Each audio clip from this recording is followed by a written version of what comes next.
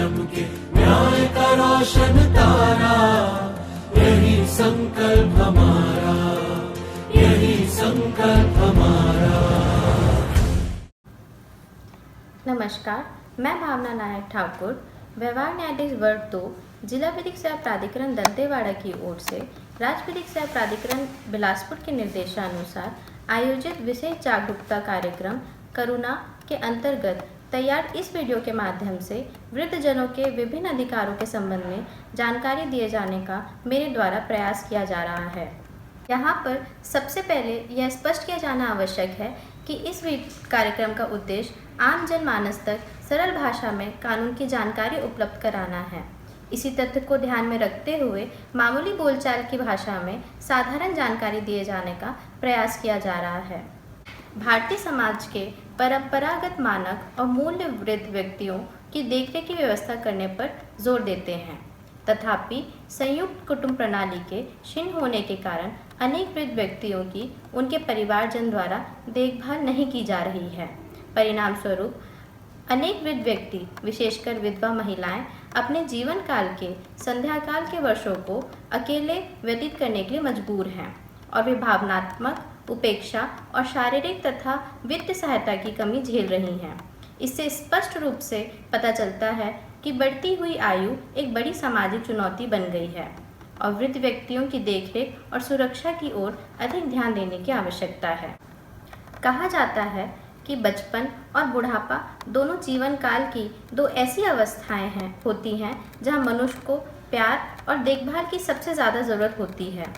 हमारे देश में तो बुजुर्गों को उस पेड़ की तरह माना जा रहा है जो जब तक खड़ा है वो तब तपती धूप में छांव देता रहेगा। लेकिन अक्सर ऐसे मामले देखने को आते हैं जहां बच्चे अपने बुजुर्गों को अनदेखी करते हैं, माँ बाप को संपत्ति से बेदखल कर दर-दर की ठोकरें खाने के लिए छोड़ दिया जाता है या फिर उन्हें वृद्धाश्रम की चार दीवारी में रहने को मजबूर कर दिया जाता है। घरेलू हिंसा, आपसी मतभेद और संपत्ति विवाद को लेकर अक्सर बुजुर्गों के साथ मारपीट तक की जाती है।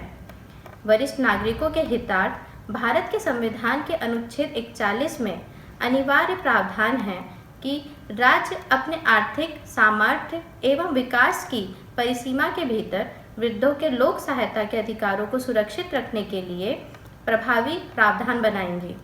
देश में बढ़ते इसी तरह के मामलों में निपटने और बुजुर्गों को उनका हक दिलाने के लिए माता पिता एवं वरिष्ठ नागरिकों का भरण पोषण व कल्याण अधिनियम 2007 एवं दंड प्रक्रिया संहिता की धारा 125 से 128 में प्रावधान दिए गए हैं। दंड प्रक्रिया संहिता की धारा 125 के तहत माता पिता भरण पोषण का दावा कर सकते हैं। पूर्व विधि में माता पिता के भरण पोषण का दायित्व केवल पुत्र का होता था, लेकिन अब वृद्ध माता पिता के भरण पोषण का दायित्व न केवल पुत्र बल्कि पुत्री पर भी है, चाहे वह विवाहित हो या अविवाहित, यदि उसके पास आय का पर्याप्त साधन है। इसके लिए वृद्ध माता पिता भरण पोषण दिलाए जाने के लिए अधिकारिकता प्राप्त न्यायिक मजिस्ट्रेट के न्यायालय में आवेदन पेश कर सकते हैं। यद्यपि माता पिता दंड प्रक्रिया संहिता के अधीन भरण पोषण का दावा कर सकते हैं, फिर भी यह प्रक्रिया अत्यधिक समय लगने वाली और साथ ही खर्चीली भी है। अतः माता पिता के लिए भरण पोषण का दावा करने के लिए सरल, कम खर्चीला और शीघ्र प्रक्रिया हेतु तथा भारत सरकार ने संविधान के अनुच्छेद 41 का पालन करते हुए माता पिता और वरिष्ठ नागरिकों का भरण पोषण तथा कल्याण अधिनियम 2007 लागू किया गया है। इस अधिनियम के उद्देश्य निम्न अनुसार हैं। पहला, एक उपयुक्त तंत्र का निर्माण जो माता पिता और वरिष्ठ नागरिकों के लिए भरण पोषण की व्यवस्था कर सके। दूसरा, वरिष्ठ नागरिकों के लिए बेहतर चिकित्सा सुविधा प्रदान करना। तीसरा, बुजुर्गों के जीवन और संपत्ति की पूर्ण सुरक्षा। चौथा, प्रत्येक जिलों में वृद्ध निवासी की स्थापना करना। इस अधिनियम के अनुसार कोई वरिष्ठ नागरिक जिसकी आयु 60 वर्ष अथवा उससे ज़्यादा है, इसके अंतर्गत माता पिता भी आते हैं जो स्वयं आय अर्जित करने में असमर्थ हैं। वो अपने वयस्क बच्चे या रिश्तेदारों से इस अधिनियम के अंतर्गत भरण पोषण हेतु अपने क्षेत्र के अनुविभागीय अधिकारी के समक्ष आवेदन पेश कर सकते हैं। अनुविभागीय अधिकारी न्यायालय द्वारा अधिकतम 10,000 रुपये प्रति माह तक का भरण पोषण का आदेश कर सकता है। इस अधिनियम की धारा 4 के अंतर्गत भरण पोषण के लिए आवेदन किसी वरिष्ठ नागरिक या किसी माता पिता के द्वारा किया जा सकेगा, या यदि वह अशक्त है तो उसके द्वारा प्राधिकृत किसी अन्य व्यक्ति या किसी संगठन द्वारा किया जा सकेगा, या फिर अधिकरण स्वयं संज्ञान ले सकेगा। इस अधिनियम की धारा 19 के अंतर्गत यह भी प्रावधान किया गया है कि राज्य सरकार प्रत्येक जिले में कम से कम एक वृद्धाश्रम स्थापित करेगी, ताकि वो वरिष्ठ नागरिक जिसका कोई नहीं है इन वृद्धाश्रमों में उनका देखभाल हो सकेगा।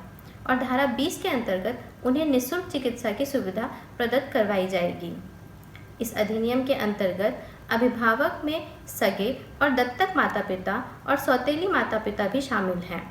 वरिष्ठ नागरिक माता पिता को भरण पोषण का खर्च पाने का पात्रता आय अर्जित करने वाले वयस्क पुत्र, पुत्री, पौत्र व पौत्री से प्राप्त करने का अधिकार है।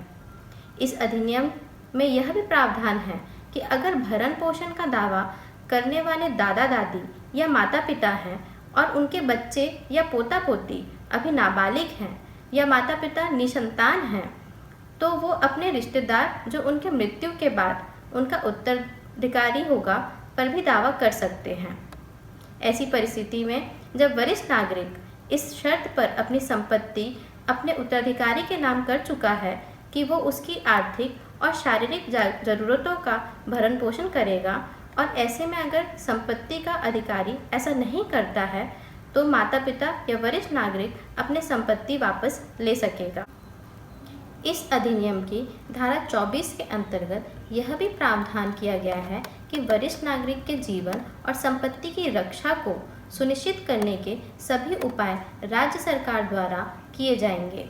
वरिष्ठ नागरिकों की उपेक्षा या फिर उन्हें घर से निकाल देना एक गंभीर अपराध है और इसके लिए 5,000 रुपये तक का जुर्माना या 3 महीने के कारावास या दोनों से दंडनीय है।